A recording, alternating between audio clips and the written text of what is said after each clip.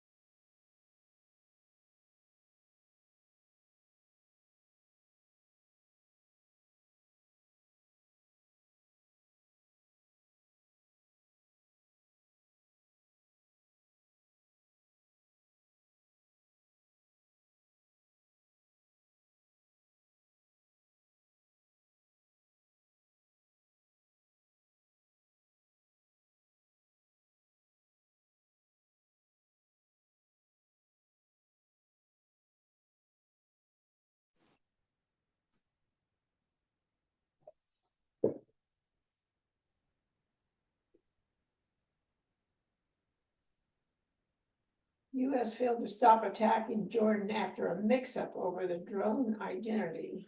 Okay, just a second. That's all I know. Okay, I gotta check my audio. Turn up volume.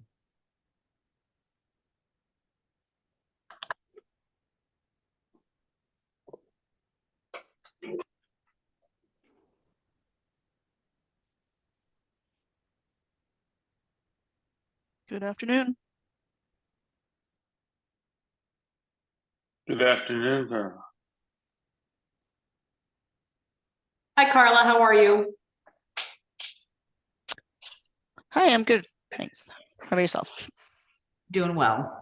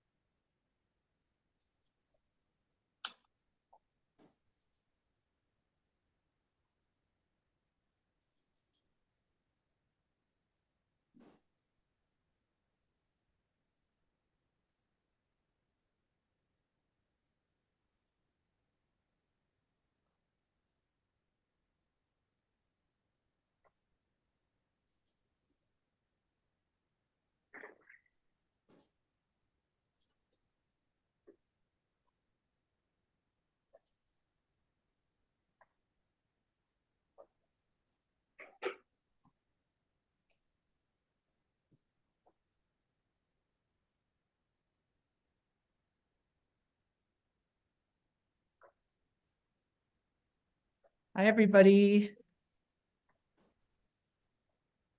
Hello. Hey, good afternoon. Hi.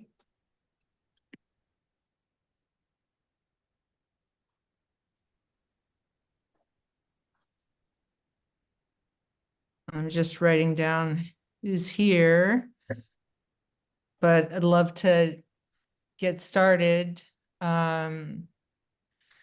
Because for Carla, time is money. Is I'm sure for all of us on the call it is. Yeah, well, that's true enough. But we appreciate your making this time for us. And yeah. I am just willing to turn the floor over to you, Carla, and I'll just kind of copy down who's here while Okay. you're getting started.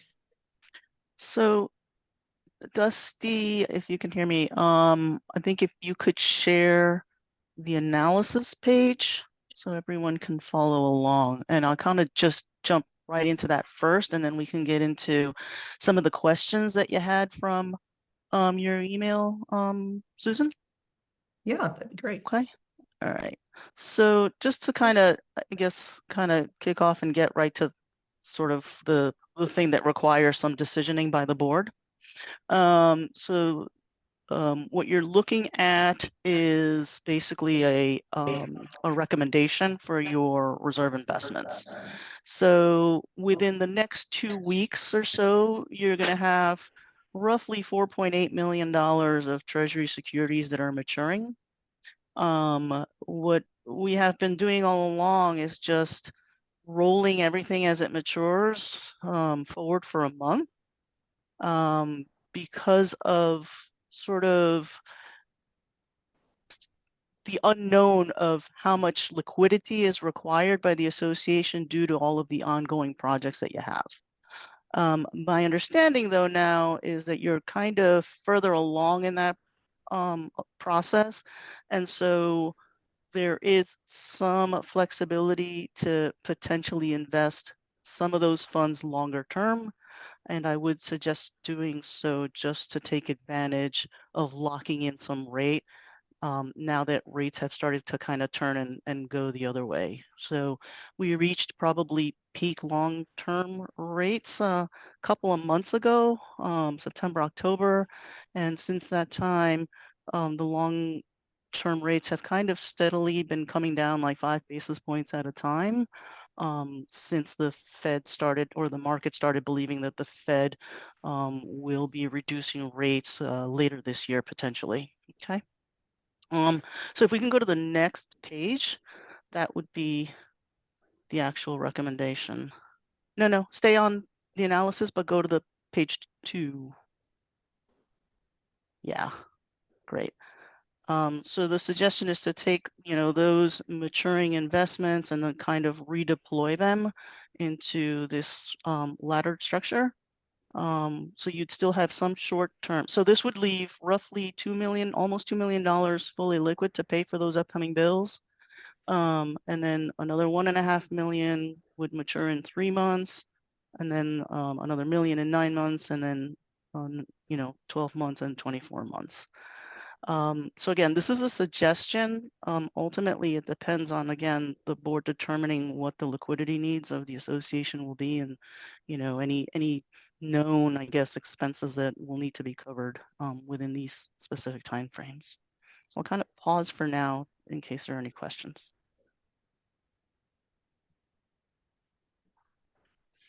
Any questions, team?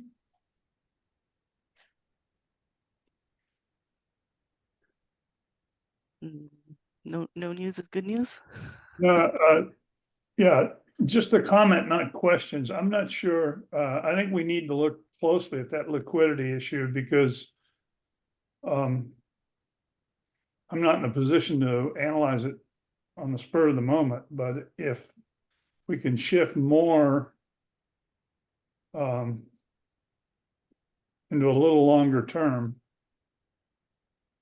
given the current pattern, we might be well to do it.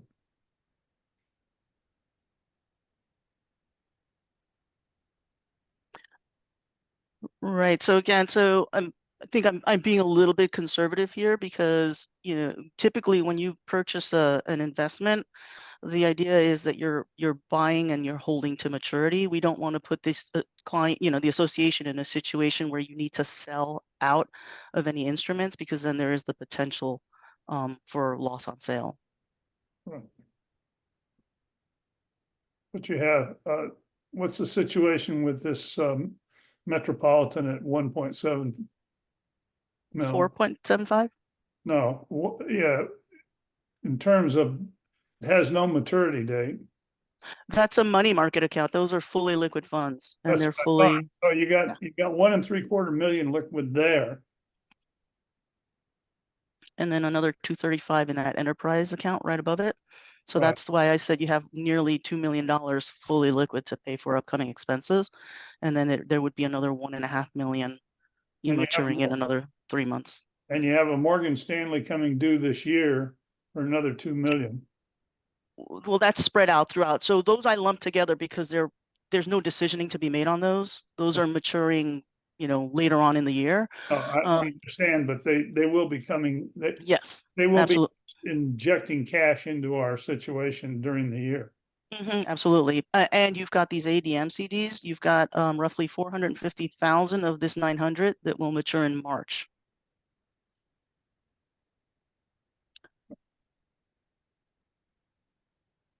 I just recommend that we do a thorough analysis of we've got a pretty good projection on our major expenses.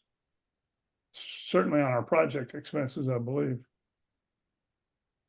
Yeah, Will, I agree with you, and I think this is one of the things that as we look in the month of February, as we see these maturities, and as Carl and I talked about, is we need to take a hard look at what our funds and cash flow forecasts are.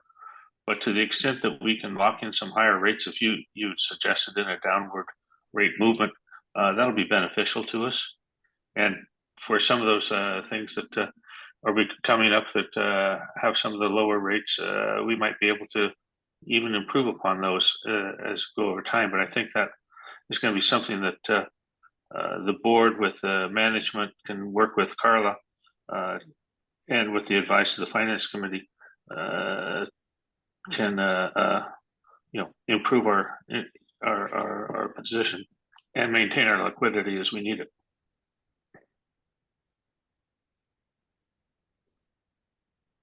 I'm not Clear. sure what I'm reading here, but if we got about 4 million liquid by sometime in March this year,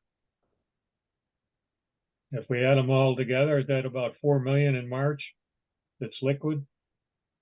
No, so 2 million remains fully liquid. And then another 1.5 million, 3 months from, call it, February. So that would put you in May. Okay, But in March, you will have another 450 that becomes available. okay, I was adding those three together, but you got 1.5 that's not liquid until May. Right, right. And then the other Okay. 3 million would be locked up a little bit longer term. Yeah. Thank you.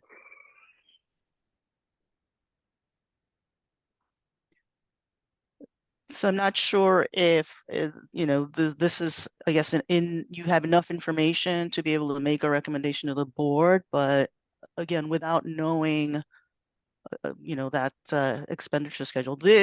For this, I used the latest reserve study, and that showed a spend of about 4.274 million for this year. And another 1.85 for next year. So based on just the reserve study numbers, what I've outlined here would leave sufficient liquidity to cover what's on the reserve study.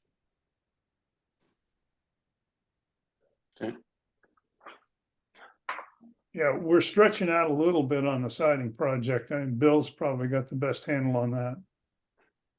Which, although it's also going over the numbers on the reserve study, so you've got one pull, you know, pull in one direction, one pull in the other. We So are, the reserve study was updated to reflect the more current costs, and the extended timings. And the challenge is that the projects are gonna get, continue to be spread a little bit, I think, so. I kind of think, and I'm wondering if you agree with me that this year's kind of payment schedule on the siding and fencing will be a good kind of template for estimating next year. And just in terms of, we know what we're dealing now, we know how much work they can get done, which translates into how much money everything is going to cost us. And yes, it's more than we anticipated, but now, you know, we can anticipate maybe a more appropriate amount for an appropriate length of time. Yeah, So I think, yeah, I think that's, you know, exactly what we need to do. And with, you know, as we move into February and as we move into the update the 2024 reserve study and working with Browning, we can, you know, blend that all together so we can have a much better forecast of what our cash needs are going to be from the reserve standpoint.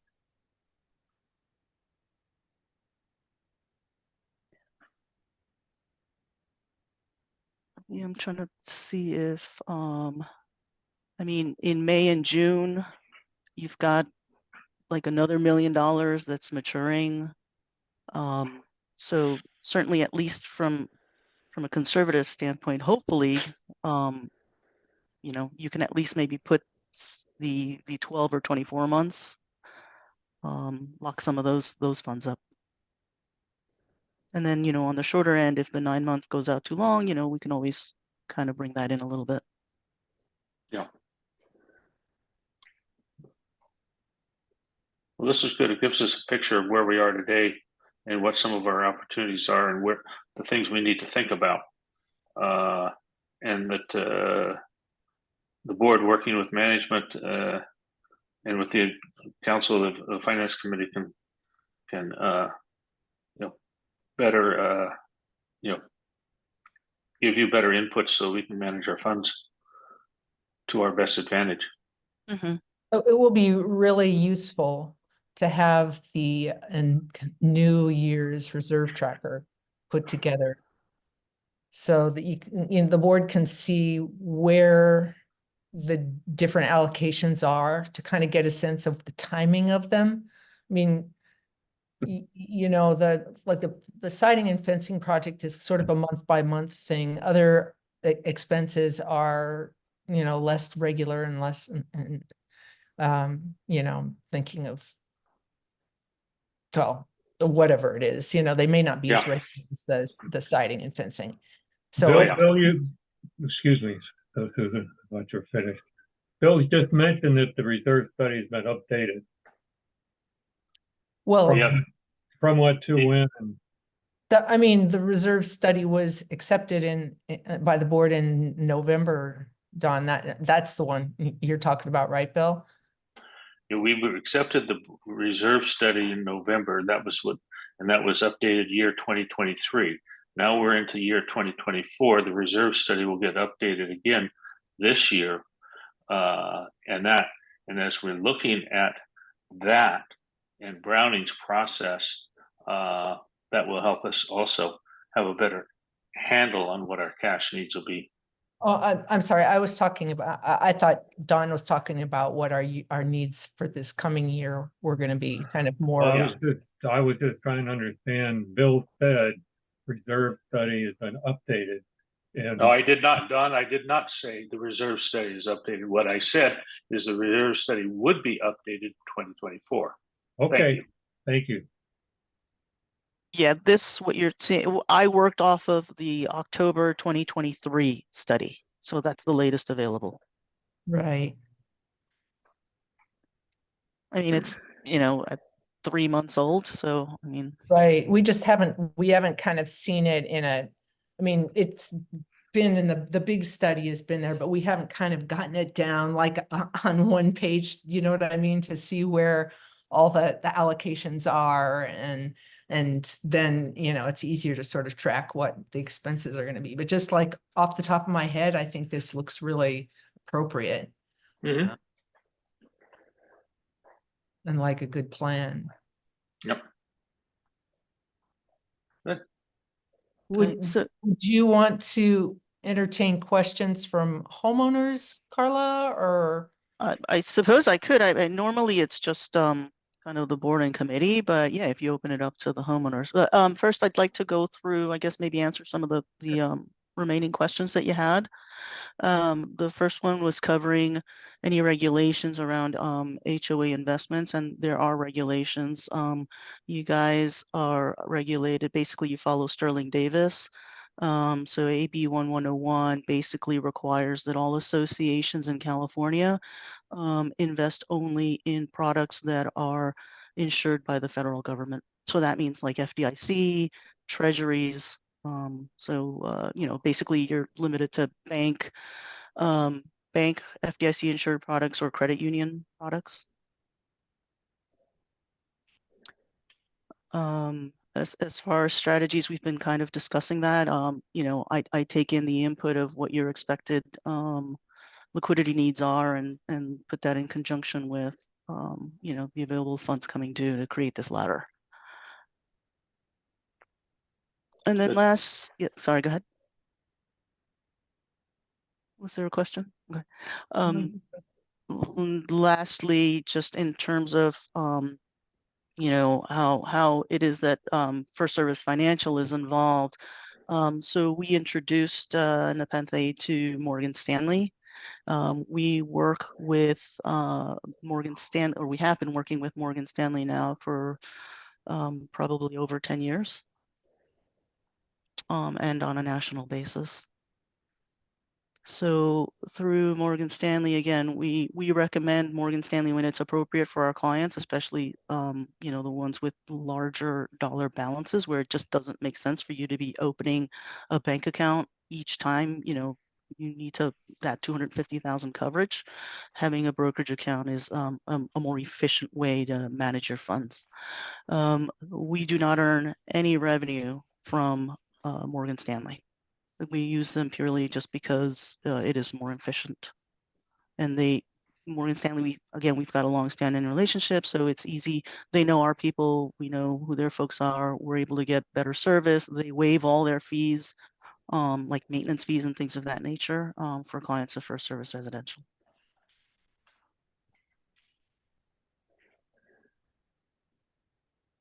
That was really helpful, Carla. I'm glad.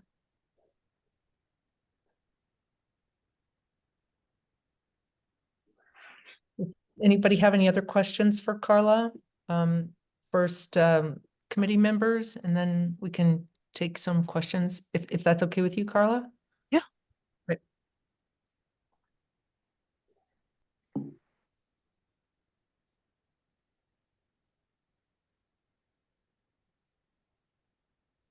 I guess Dusty, maybe you can stop sharing now. We don't, that way maybe I can see everybody when the questions come in. Thank you.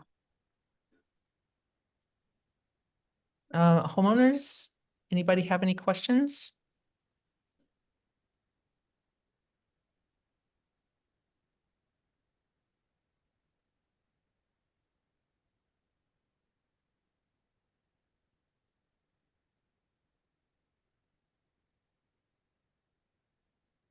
Doesn't look like anybody is raising their hand. Oh, it doesn't look like anyone has any questions. Well, you gave such a nice, thorough explanation.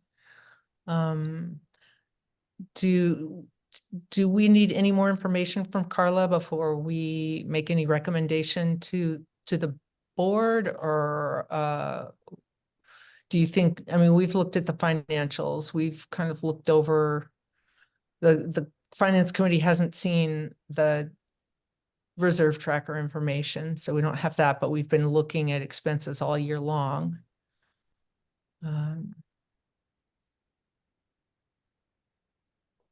Do we feel as though we have enough information to make a recommendation to the board?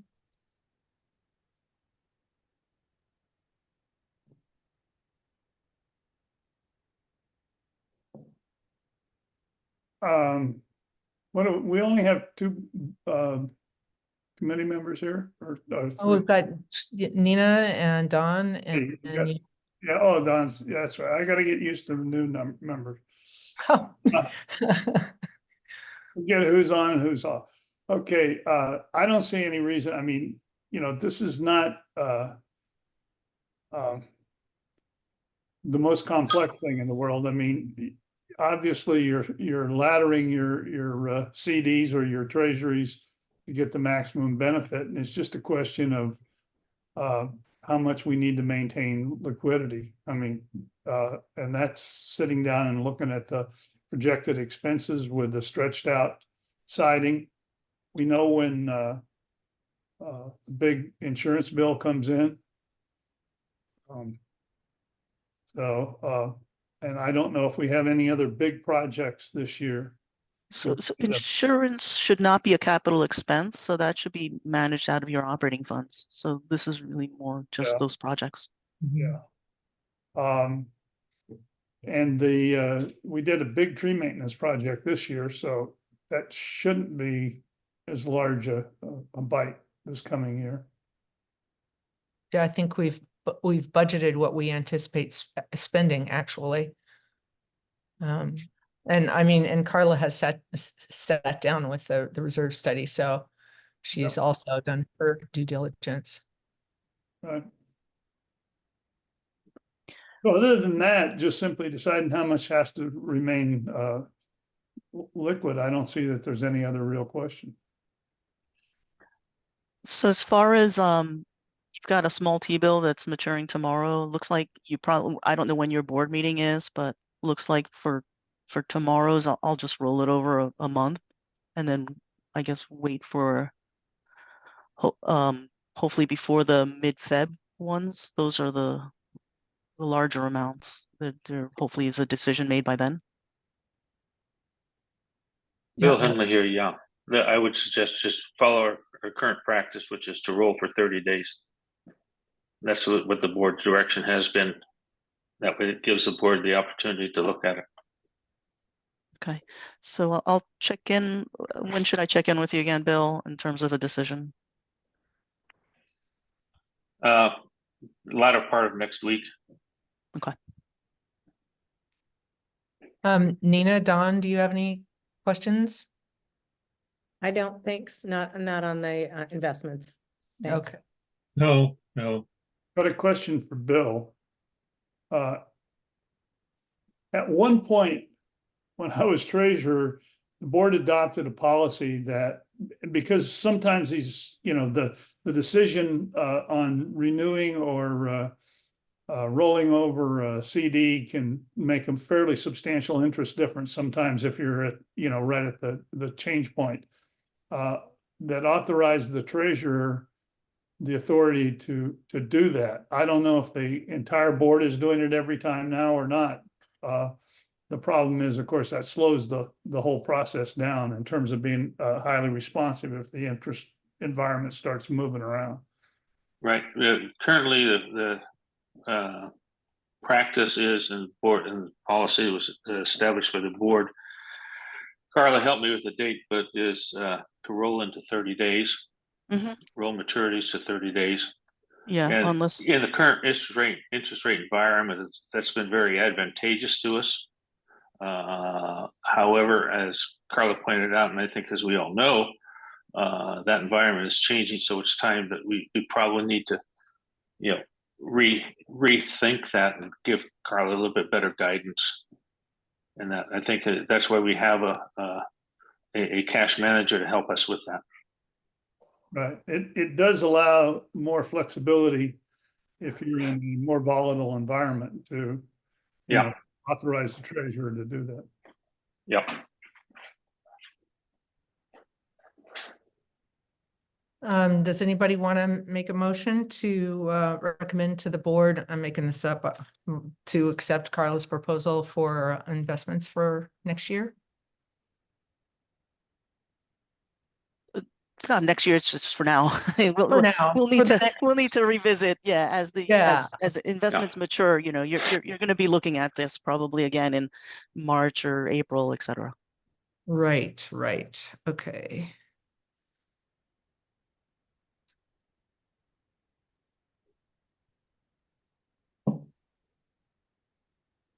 I'll move that we recommend to the board that they accept her proposal with the caveat that they once more re-examine the question of liquidity needs in conjunction with management. Do we have a projection on liquidity needs? Well, the reserve study is the primary projection. Okay. I'll second your motion. All in favor? Or shall I say any opposed?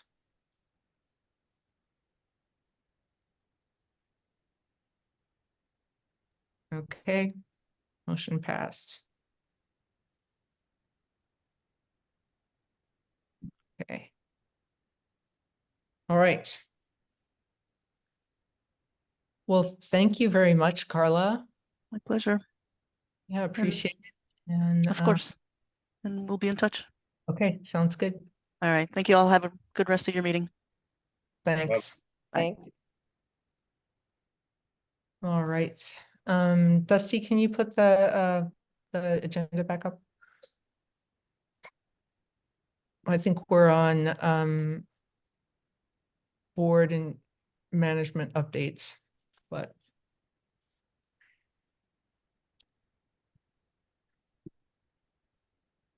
Well, we haven't approved the minutes either, Susan, just so you know. That was, oh, we haven't. I passed them. I mean, the last minutes we had were in November, and those went around. okay, I'm sorry. It just says up, I thought there was a thing in here to, approve. That them. was from, it says November minutes. Okay, got it. Approval was by, Thanks. okay. Okay, updates from management board. I'm not really sure why those are all crossed out. Did I do that? Sorry about that. Any updates on the siding and painting project? Okay. Yeah, a couple of them. First of all, is we all got to hear Paul Reeves at the last board meeting. I think that was very, very informative to everybody. We're continuing phase one. At the last look at the progress, it's running again slower than expected. We're looking at finishing up phase one late June, early July. As it has in the past, we're still running above the budget. I don't have all those numbers in front of me, but suffice it to say, there's no surprises there. If we have the nice weather that we have right now, we continue to march along. And that landscape, I don't have any comments on landscape at this point. Flood insurance, we had a little kerfuffle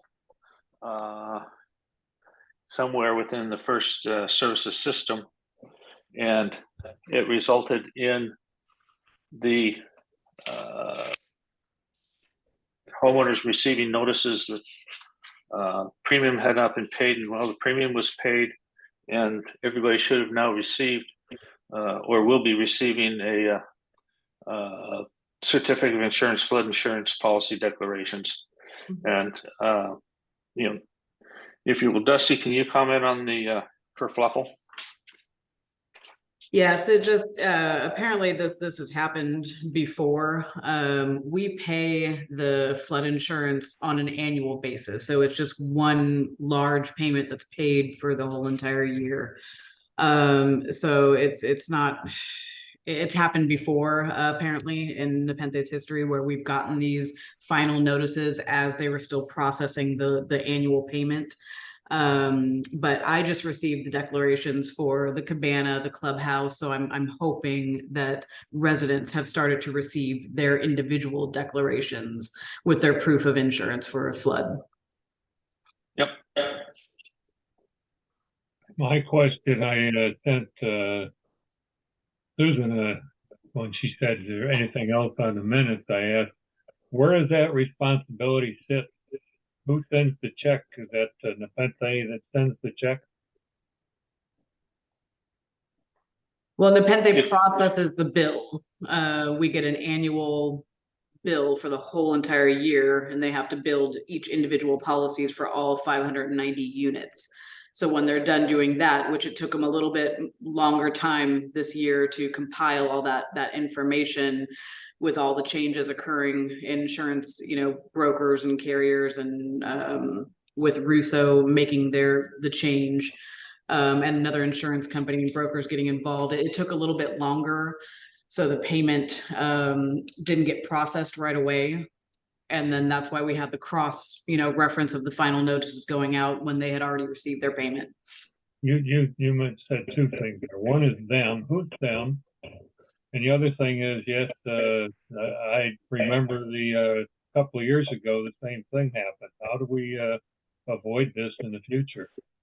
Well, I think the thing that happened a couple of years ago, I'm not sure if we're talking about the same thing, Don, but was a situation where we actually didn't have the cash in the operations account to pay the flood insurance. So we had to do all this fancy footwork. We didn't make our reserve allocation so that we could pay the flood insurance, and things got confused. But I don't think anybody ever got notices that their flood insurance was canceled at that time. It was just a kind of an internal kerfuffle, to use Bill's word. No, there were notices received at that point too. Were there notices received that time too?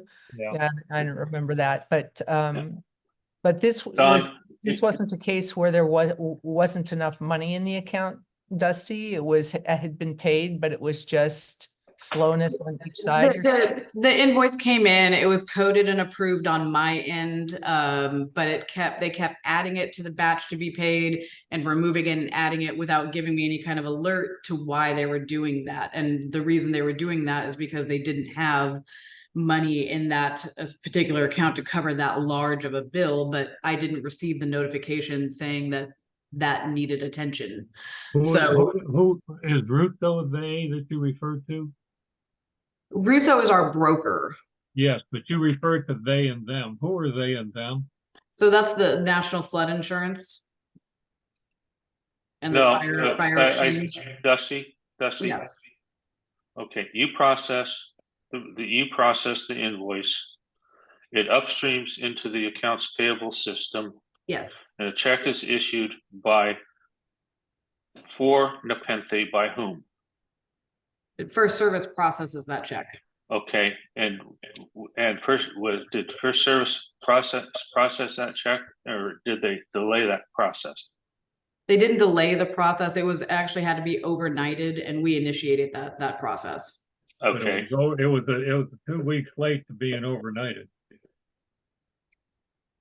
there was obviously a timing issue, and the Yes. question is, what we need to do is, look at that process and be assured that we don't have a recurrence of this, because it sounds like it happened before. Well, And this is this is one of the things I asked, and I assure you, Don, we're going to look at it. And it did happen before, and the way that we dealt with it was to accrue a certain amount of money each month, Yep. so we would be assured of having that money at the end of Yeah. the year. And we built in an extra little buffer amount just in case Yeah. other line items went over budget. So Yeah. And from an accounting standpoint, that works perfectly. But what I'm hearing is that when they went to issue the check, they had the account that they're issuing the check from. While we had plenty of liquidity and the money was there, Yes. there was not enough out of that particular account. So within First Services and then the management of the monies between those accounts in the First Services operations, there was a kerfuffle, and we need to understand what that is so it doesn't recur again. So Dusty, we're going to address that in February. Okay. Okay. Thank you. Thank you, Don, for your tolerance. And in answer to your other question regarding mortgages, because we are not in a designated flood hazard area, mortgagors do not require homeowners to have flood insurance. So the notice of cancellation would not have had an issue with a mortgagor if there had been one received. Okay.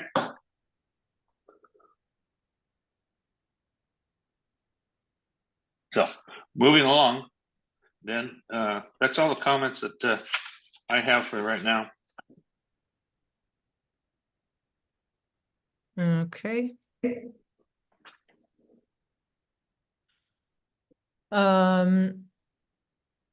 And this next section, I think I mentioned to Nina, but I just wanted to say this out loud to everybody. The next section on our agenda is this area that we have just to kind of call attention to important aspects of the reserve study that we want Browning to pay attention to. So if something comes up in our discussions about any area, then, and we think it has implications for the reserve study, then we'll put this down in this little section 5. Does that make sense? And I do have a question this time for that section, Susan. Sure. Yeah. I was looking at where we ended the year with 10,899,989 and 0.5. And in the Browning Reserve report, or in the Browning report, it was stated that at the end of the year, we were expecting to be at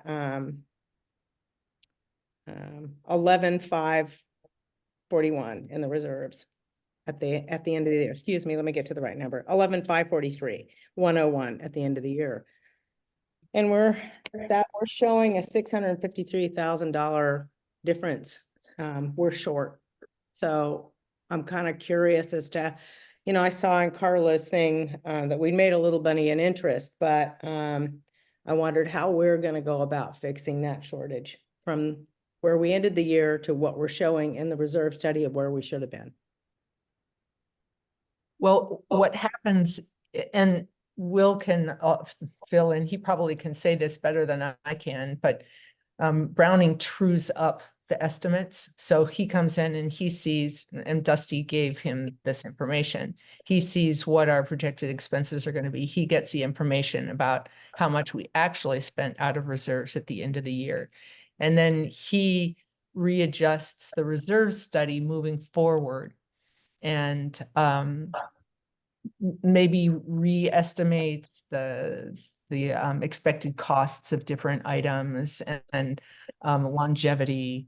And so everything kind of changes according to how it's spent. It's not as though, okay, that happened, now we're in trouble and, you know, we're in the hole.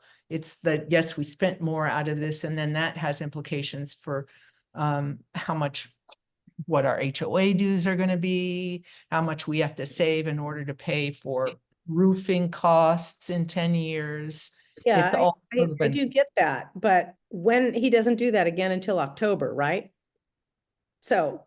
you Well, know, he by did then, it, we he did it. spent all this money without knowing that we, you know, we're shy some at the Oh, get-go here. You're saying that he, in the new reserve study, he had, No, he doesn't. When does he true it up? he trues it up at the end of each year. Okay, so he'll true it up, which, you know, throws off the rest of our report on how much money we're gonna have to spend on things, or does he just, how do we just go ahead and, spend to the 2023, or do we get a new report saying what the differences are? We just spend what we spend.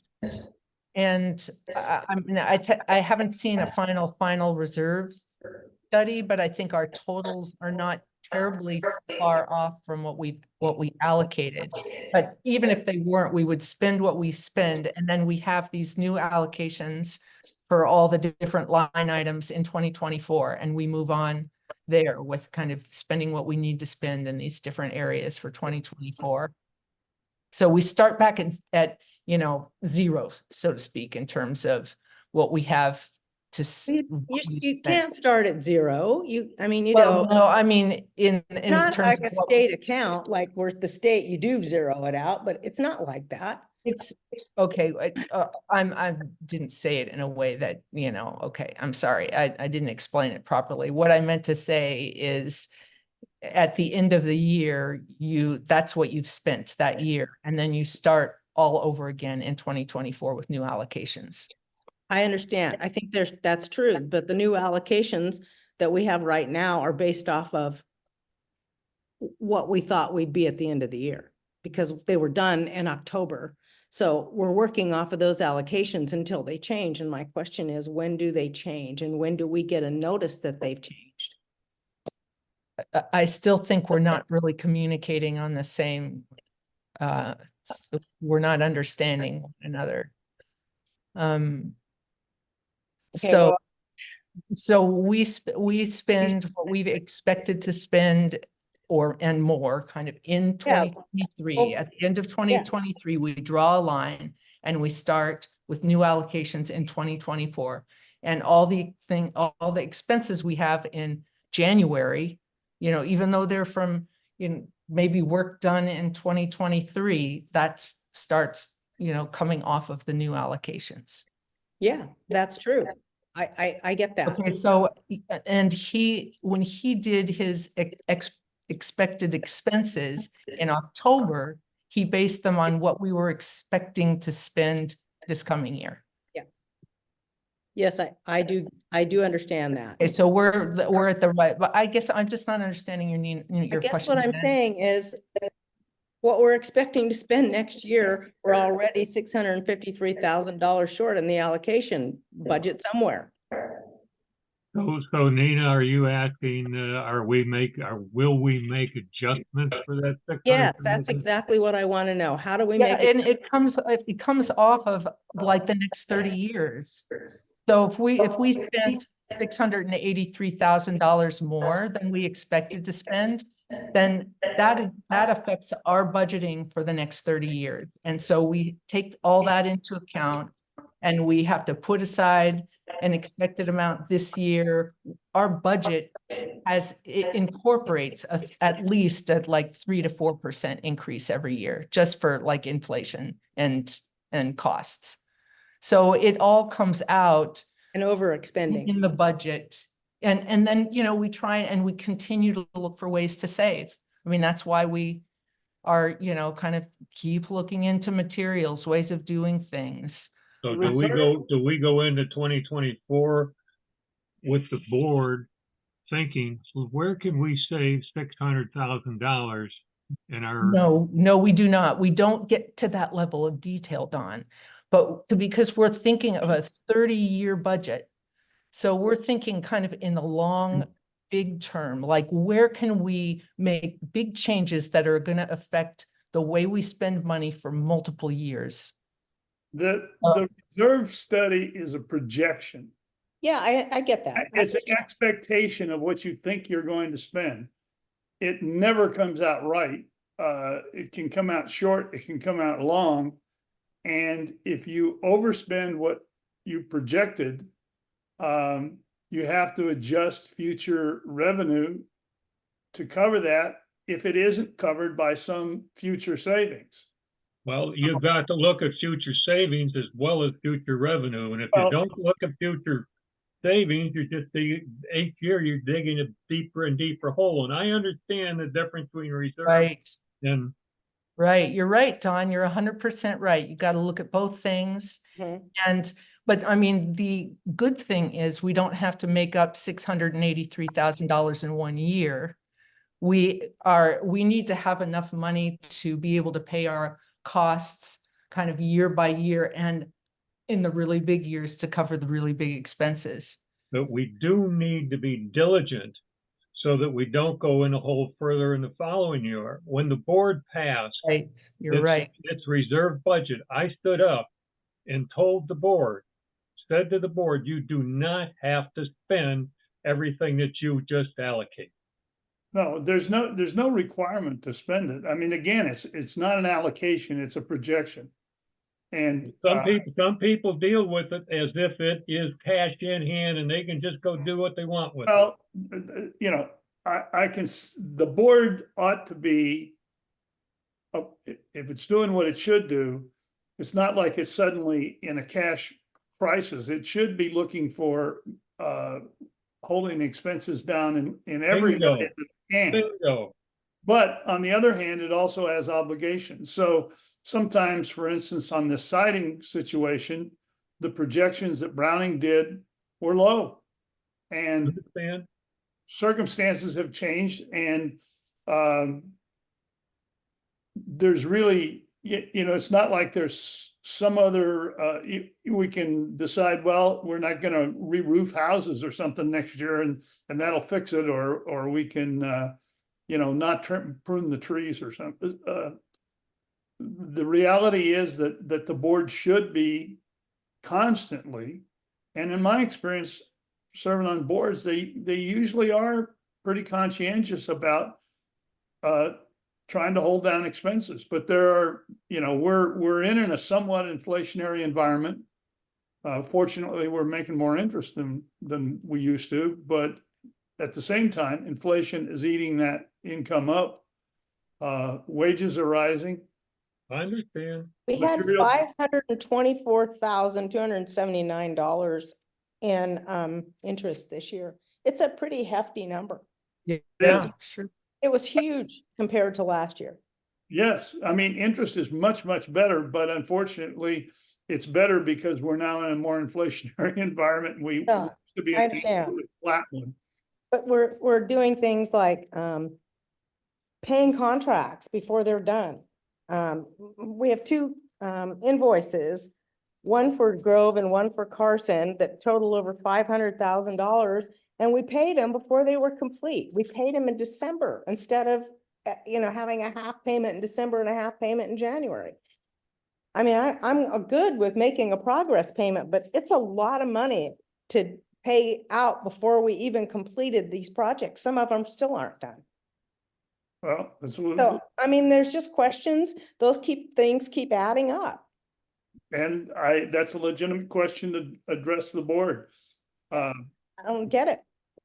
And That- then we get this, we just talked about, we're on a cash basis and, if it, you have carryover that happens from one year to the next and you have to pay it, you have a 12-month fiscal year, but in the last board meeting, we did this analysis where we took the carryover out and we took the net storm damage out. Even though we paid it in that year, we made it look like we didn't have to pay it.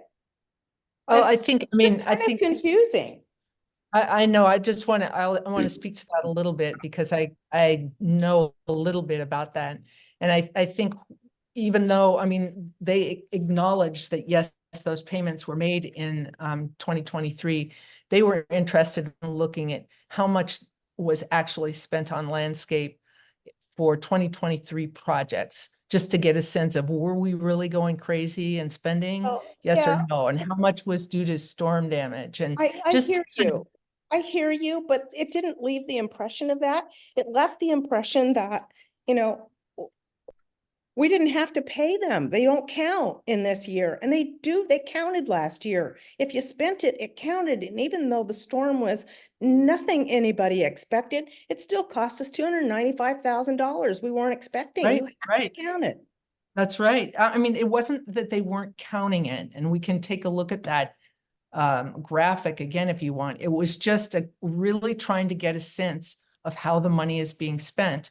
Because Nina, let me just tell you that before that graphic, it was just one great big blob of money being spent. We had no sense of like how much of this is from storms. What do we need to anticipate in order to anticipate what our costs are going to be next year? Do we assume there's going to be $295,000 storm every now and then? Or, Well, just like- I understand there's going to be these things, but the bottom line is what it looked like to me. And, I was just looking at it thinking, it was a great story that you're trying to tell, that we didn't go over the allocation, but we went over it by $200,000.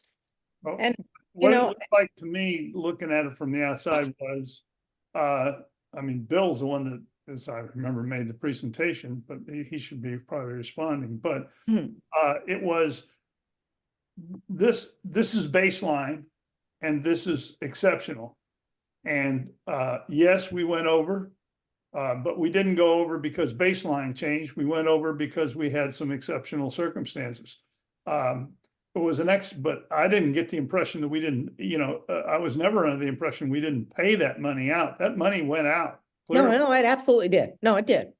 And I I think it's clear.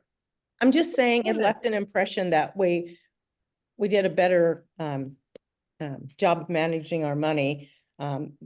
Even when I don't know, it just looks like, well, if we hadn't had all those things happen, this is what it would really be. And I'm like, well, but we did have it happen. Nina, You are know, you the thing saying that's- Nina, are you saying cash management could be better? I'm just saying that it causes confusion when you look at the spreadsheet. For somebody who's not very savvy, it looks like we saved $200,000. And the fact is we spent over $200,000. And it was just confusing. And the way you look at the spreadsheet, it shows it as 1,4944.7. Okay, so it's 1,494,000, but it looks like 1,000.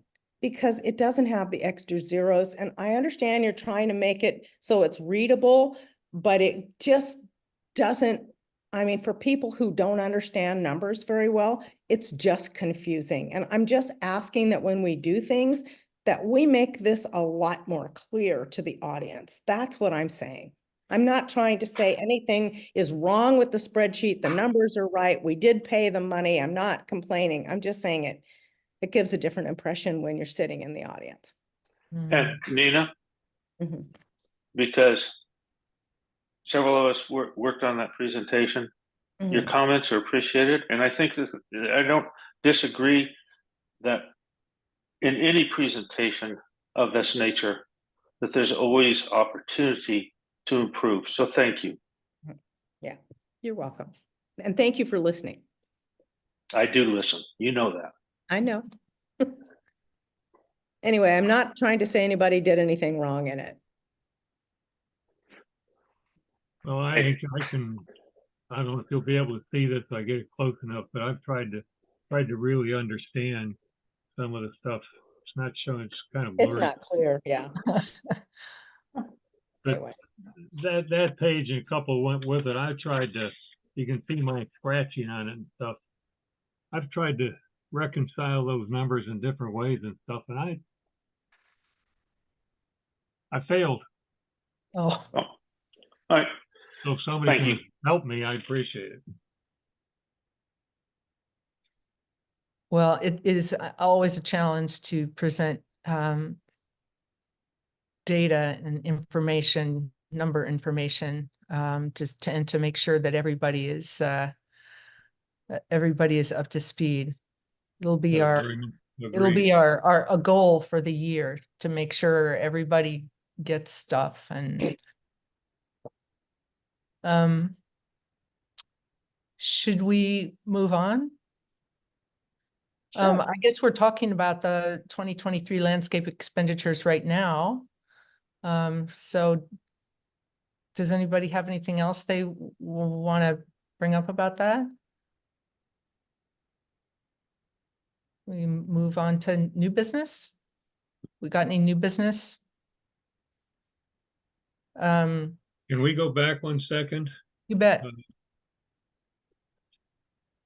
Will, I've heard it said, and you repeated it because I went back through the recording, that Browning had done a study on the various different sidings and stuff.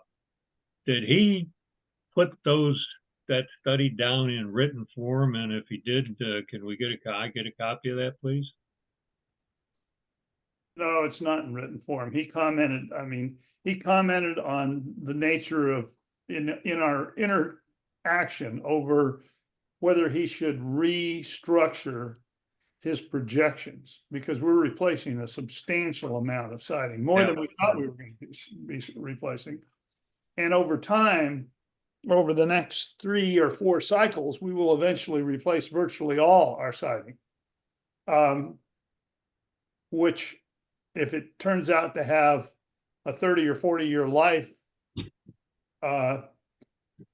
has serious implications for not so much for the next cycle, but for the cycle after that and the cycle that follows that. I just hear variation. So I think from 8 years to 11 years as far as the possible life of the well, apparently, I mean, you know, there's several kinds of other siding other than T111. The most durable seems to be hardy board, but that was ruled out because we can't put it in sheet for sheet. We then went to Smart Side. You know, we did the clubhouse, but then we couldn't get that product. And so we're on a third product, which is better than T111, but it does have a wood core.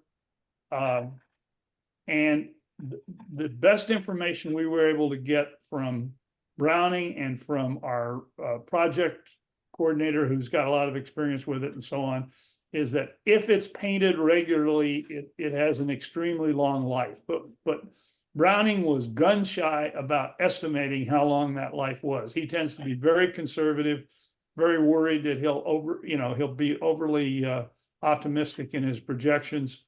And I understand. I'm just looking for a hard copy document. He didn't produce a hard copy document. That can go into the record for people of the future. Yeah, he did not produce.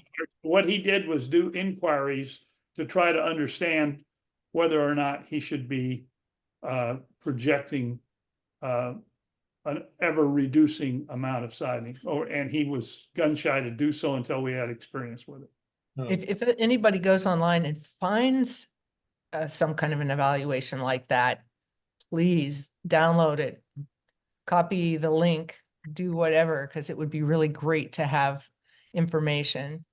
I'm sure, knowing Bob Browning, that he'll be super conservative and you know, I always hate having to, I mean, if we go to all the trouble of getting a siding product that's supposed to save us money, it would be really nice if it did that. Just be really nice if it did that. So anyway, And Al and I are still willing to count the rest of the houses and continue the analysis so that we have up to the date data on exactly how much is being replaced per each house that we do, if we want to do that. My opinion is that the more data we get, if we end up with 591 houses, we got the entire neighborhood, and we can look back on that. to me, that would be awesome. I love that idea.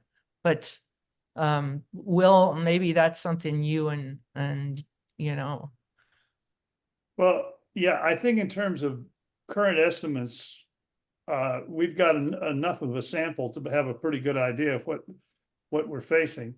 In terms of long-term historical knowledge, it would be good to know when we get all through. I mean, we don't even know how many sheets we actually have in the Nepenthe. Well, we would. Yeah, Yeah. we went to every structure and We just have to count every model. yeah. And, Mhm. it changes because, some of them have 2 sides, some of them have 4 sides, and some of them have 3 sides. And so you have to go and you have to put that data in. And if we had a master list telling us how many sheets we have total and how many sheets we replace each time, by the time we get to the next cycle, it should, assuming we preserve that data somewhere where people can find it in the next cycle, it should be extremely helpful. And it might affect Browning's estimates of the future and our costs. If Well, we actually tell him, It this is could. what. Yeah, I love that idea. So I can start to populate the spreadsheet. I'll talk with you about getting the information from Paul that we need to get updated to where we are today, and just keep it going over the summer. I've got, he has a running sheet of Replacement. all the change orders and how many sheets there were on each change order. The problem is that's just the change order. It doesn't include the original projections. So you Yeah, have. but find but them. he has to calculate it like he did last time. Hmm. Anyway, let me know. I'll put you on the list of updates next month, Nina. You can hear more about what you find out. Okay.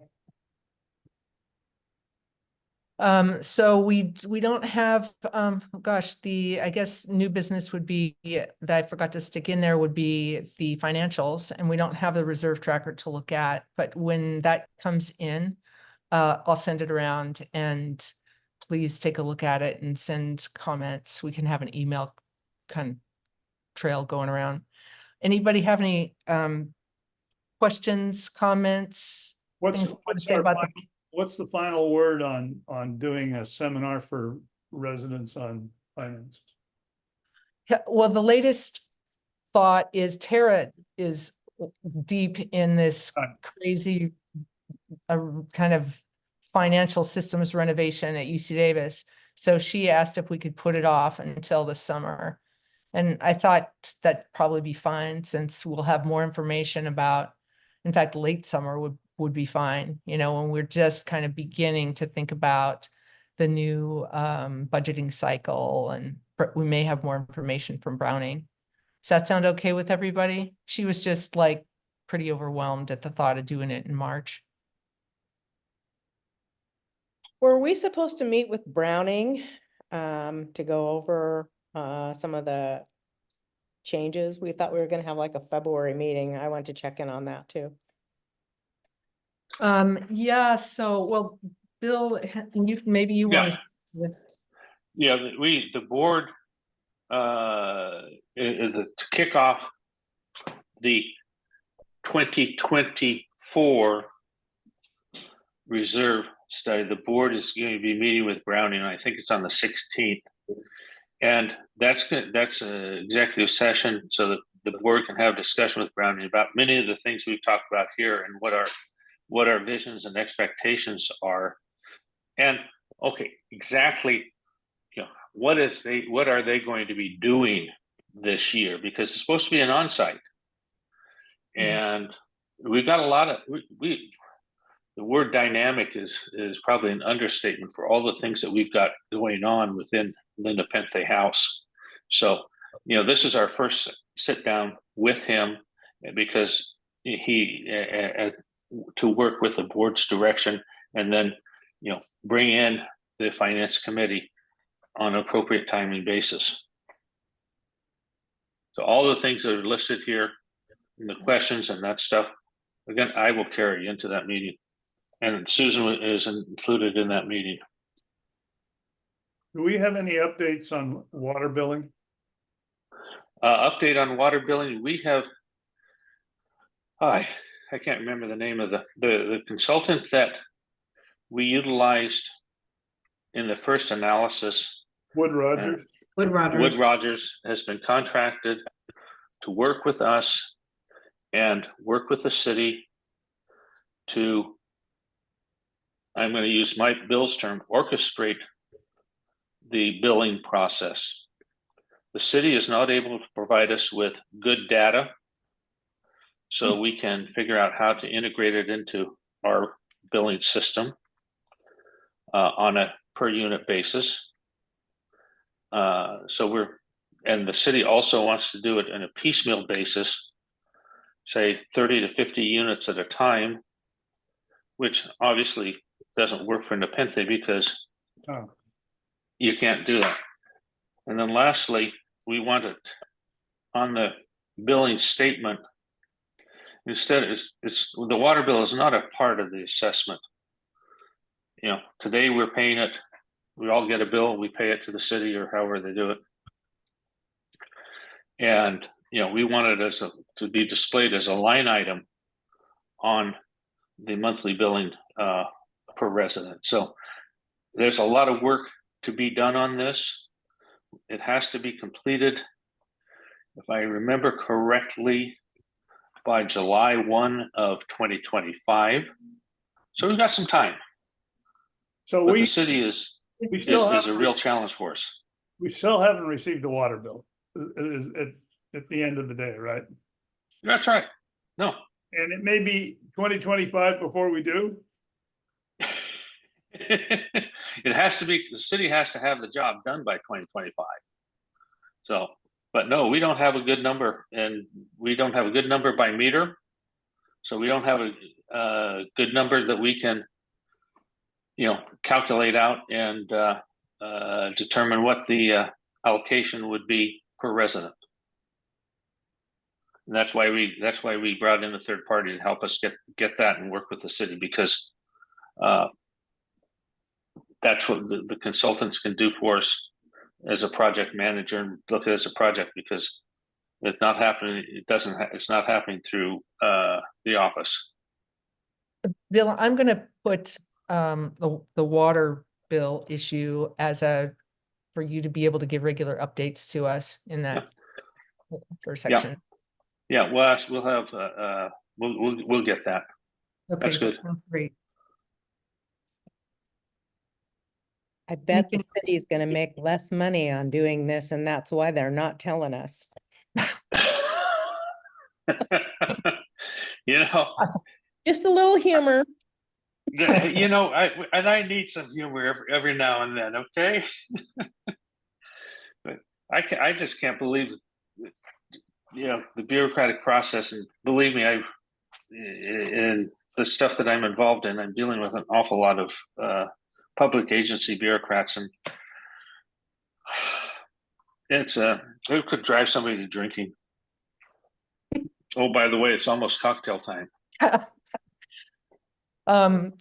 Well, shall we see if there are any comments, questions from homeowners?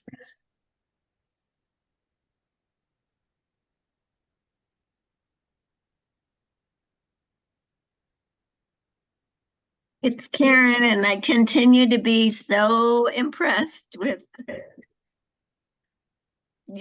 all of your commands of these things that are constantly over our heads. So thank you, thank you. And everybody is always asking about the water meter project and timing. So that'll be real helpful to know that. Yeah, thanks for asking that, Will. Yeah.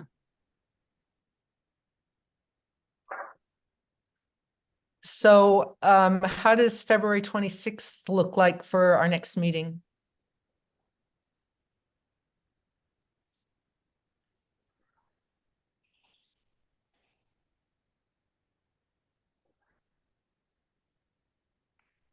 Okay. here. Works for me.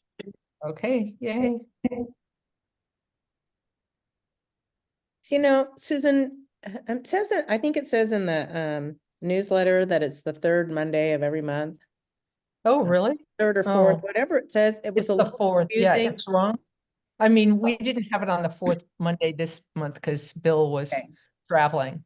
But Okay, usually it should be the fourth. okay, I'm just trying to say it confused people last time because it was in there. And I got a bunch of calls. How come there's no meeting? So just, I want to just make sure we match what's ever in there. That's all. Yeah. It's because you were all gracious enough to defer to this week so I could go see my grandkids in Austin. Thank you very much. That's fantastic. Let me assure you, they're more important.